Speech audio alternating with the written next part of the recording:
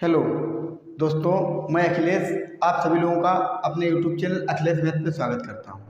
कैसे हो दोस्तों? आज मैं एक्सरसाइज नंबर 7.1 का दूसरा और तीसरा सवाल सॉल्व करवाऊंगा। कल हमने पहला सवाल सॉल्व करवाया था, आज दूसरा और तीसरा सवाल सॉल्व करवाऊंगा। देखिए दूसरा सवाल क्या है। बिंदुओं 0,0 और 36,15 के बीच की दूरी ज्ञात करना है। तो कल हमने दूरी का आप लोगों को सूत्र बताया था, d बराबर क्या सूत्र बताया था, x1 माइनस x2 का whole square plus y1 minus y2 का होल स्क्वायर। ये सूत्र बताया था नहीं बताया था? अगर नहीं देखा है तो आप पहला वीडियो देखिए, फिर उसके बाद दूसरा वीडियो देखिए। देखिए इसमें क्या है, हमने क्या बताया था, पहले से पहला घटा दीजिए।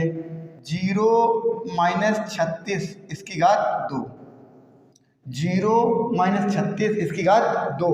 फिर यहाँ पे क्या हो जाएगा, प्लस y1 कितना है 0 माइनस y2 कितना है 15 इसकी घात 2। ठीक है, यहाँ तक कोई दिक्कत है? देखिए इसमें हमने क्या बताया है, ये x1 होता है, ये y1 होता है, ये x2 होता है, ये y2 होता है। तो x1 से x2 घटा दीजिए, 0 माइनस 36 इसकी घात 2 तो घात 2 कर दिया, प्लस y1 ये है 0 माइनस y2 कितना है 15 इसकी घात 2। अब देखिए यहाँ पे d बराबर क्या हो जाएगा, अंडर रूट 0 माइनस 36 तो कुल मिला के माइनस 36 बचेगा। ठीक है, और प्लस यहाँ पे 15 आ जाएगा, 15 की घात 2 माइनस की 15 की घात 2। अब 36 का कितना हो जाएगा वर्ग, 36 का वर्ग हो जाएगा 6 रंग 36, 3 हासिल 3 छाक 18, 18 दूनी 36 और 3 39 हासिल लगे 3 3 3 9 3 12, 1296, 15 का कितना हो जाएगा 225।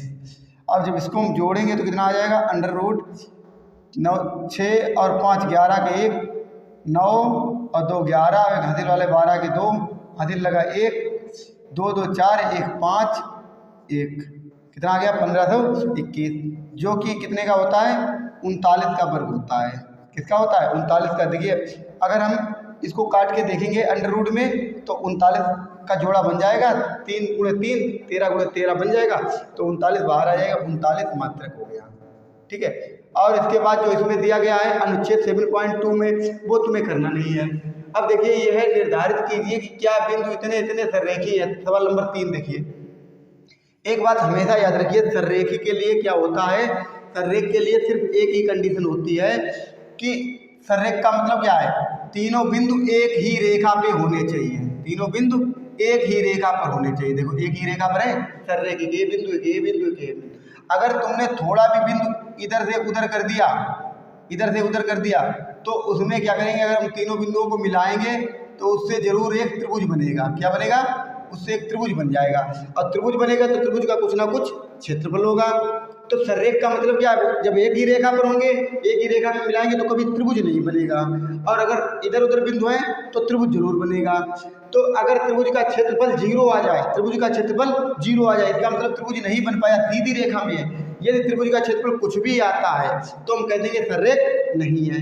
तो इसके लिए देखिए त्रिभुज का क्षेत्रफल तुम्हें याद करना पड़ेगा। त्रिभुज के क्षेत्रफल के लिए एक सूत्र याद करना पड़ेगा, त्रिभुज का क्षेत्रफल बराबर, देखिए आप लोगों को साथ साथ याद भी करवा दूंगा। देखिए सबसे पहले क्या करिए, 1/2 ब्रैकेट करिए x y minus y plus x y minus y plus x y minus y, इतना कर लीजिए। देखिए यहाँ तक कोई दिक्कत है, याद हो जाएगा अपने आप।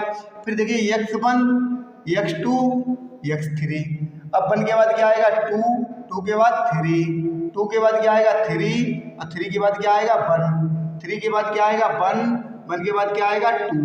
इस तरीके से त्रिभुज का क्षेत्रफल हम याद कर लेंगे। ये त्रिभुज का क्षेत्रफल हो गया। अगर हम इसका क्षेत्रफल का मान निकालेंगे, अगर त्रिभुज का क्षेत्रफल कुछ ना कुछ आता है तो हम कह देंगे सररेखी नहीं है। यदि त्रिभुज का क्षेत्रफल आता है तो कह देंगे सररेखी नहीं है, क्योंकि वो बिंदु एक ही रेखा में नहीं है। यदि त्रिभुज का क्षेत्रफल आएगा तो बिंदु इधर उधर है, तभी तो त्रिभुज का क्षेत्रफल आएगा, और जब त्रिभुज का क्षेत्रफल 0 आएगा इसका मतलब बिंदु तीनों एक ही रेखा में है, त्रिभुज बनेगा ही नहीं। तो देखिए यहाँ पे बिंदु कितने दिए गए हैं, 1,5 2,3 और -2, -11 ये दिए गए। देखिए ये तो हो गया x1, ये हो गया y1, ये हो गया x2, ये हो गया y2, ये हो गया x3, ये हो गया y3।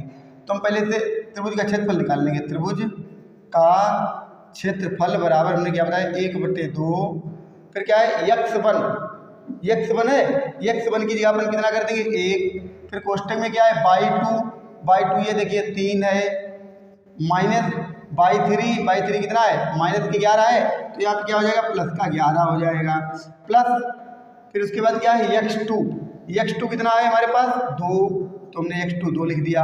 फिर क्वेश्चन में क्या है बाई 3 माइनस बाई 3 कितना है माइनस के 11 माइनस बाई 1 कितना है 5, तो हमने यहाँ पे कितना कर दिया 5, प्लस x3 कितना है माइनस के 2 है, तो यहाँ पे हम क्या कर देंगे माइनस के 2, ब्रैकेट में क्या है बाई 1 देखिए कितना है 5 है, तो हमने यहाँ पे क्या किया 5 माइनस बाई 2 कितना है बाई 2 देखिए यहाँ पे 3 है, हमने 3 कर दिया। देखिए हमने क्या किया त्रिभुज का क्षेत्रफल का सूत्र लिख लिया और उसमें त्रिभुज का क्षेत्रफल सबके मान लगा दिए, x1 by 1, x2 by 2, x3 by 3 सबके मान हमने लगा दिए। जहाँ जहाँ पे चिन्ह लगा है उस तरीके से हमने चिन्ह लगा दीजिए। तो देखिए 1/2, 1 यहाँ पे 11 और 3 यहाँ पे हो गए 14, प्लस यहाँ पे 2 लिखा है, देखिए माइनस के 15 माइनस के 5 माइनस के 11 माइनस के 5 माइनस के 16, यहाँ पे माइनस के 2, देखिए 5 से 3 चले जाएंगे कितने बचेंगे 2, जब एक ही चिन्ह के होते हैं तो जुड़ जाते हैं। देखिए यहाँ पे आ गया 1/2, यहाँ पे देखिए 14 एकन 14, 16 दूनी 32 माइनस 2 दूना 4 माइनस लगा दिया।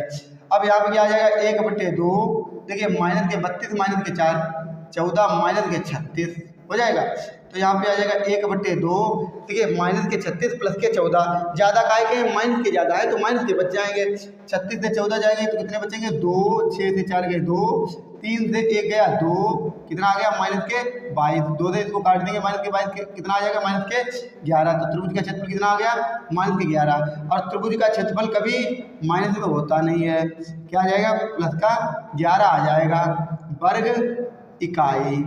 ठीक है, इसका मात्रक लिख दिया। अब एक बात बताइए यहाँ पे त्रिभुज का क्षेत्रफल कितना आया 11 वर्ग इकाई आया, जब त्रिभुज का 11 वर्ग इकाई आया, इस बिंदु से हमने जब त्रिभुज का क्षेत्रफल निकाला तो 11 वर्ग इकाई आया, इसका मतलब इससे क्या बना होगा एक त्रिभुज बना होगा, इन बिंदुओं से क्या बना होगा एक त्रिभुज बना होगा।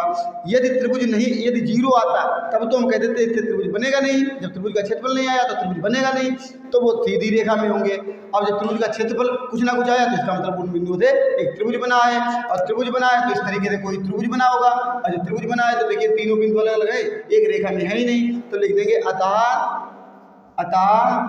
दिए हुए